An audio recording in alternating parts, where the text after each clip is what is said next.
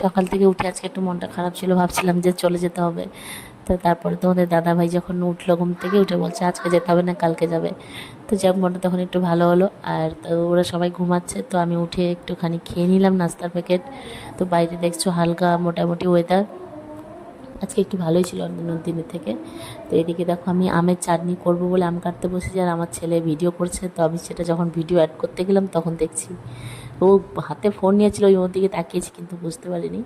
তো চলো, যাই হোক, আমার শরীরটা ভালো না, তো সেই জন্য আজকে ভয়েসটা দিতে একটু কষ্ট হচ্ছে, কারণ আজকে সকাল থেকে হঠাৎ করে আমার জ্বর ছিল।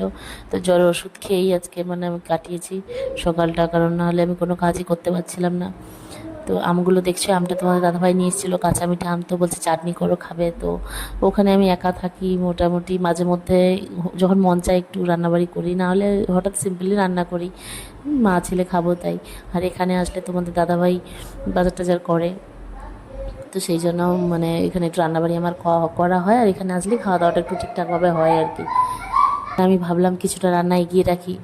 তখনও মানে আমি ভাবছিলাম যে চলে যাব যেহেতু, তো তখনও তোমার দাদাভাই মানে বলেনি থাকার কথা। আমি যখন বললাম যে চলে যাব, তখন বলছে যে না, আজকে থাকো। তো সেই জন্য তারপরে আমি বললাম তাহলে রান্নাবাড়ি যেহেতু বসেই কেটেই ফেলেছি সবজি, তাহলে বসিয়ে দিই। তো ভাজাভাজি করলাম, তোমার দাদাভাই খেতে ভালোবাসে, তো যেটা ছিল ঘরে সেটাই করেছি। তারপরে ও বাজার যাবে, এই যে বাজার যাবে, ও রেডি হচ্ছে। আর বাবুরা আমার এখনও একজন ঘুমোচ্ছে আর একজন উঠেছে। কিছু নাই, শরীরটাই যে আরও কবে হবে জানি না, সেটাই ভালো লাগে না। তো উচ্ছা ভাজা করছি, তো তোমাদের দাদাভাই খেতে খুব ভালোবাসে, নিয়ে এসছে, আমি আসলেই উচ্ছাটা নিয়ে আসে।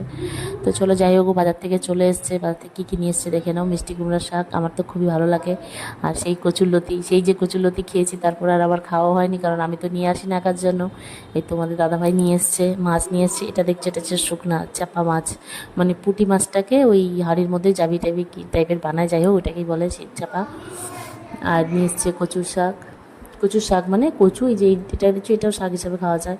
আর অনেক কিছু বাজার থেকে নিয়ে এসছে, কিন্তু একদিনে এত কিছু কী রান্না করবো, তার মধ্যে আমার শরীরটাও ভালো যাচ্ছে না, নাহলে আমি তাও করতাম, কিন্তু একদিনে এত কিছু খেলেও তো আবার পেটের মানে গন্ডগোল হয়ে যাবে।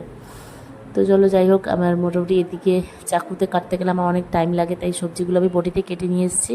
তো তারপর এটা পেঁয়াজটা কাটা হয়নি, সেহেতু জন্য চাকু দিয়ে এখানে কেটে নিচ্ছি। তো মাছটা রান্না করবো এখানে আলু, মিষ্টি কুমড়া, মানে ডাঁটা আর কচু দিয়ে।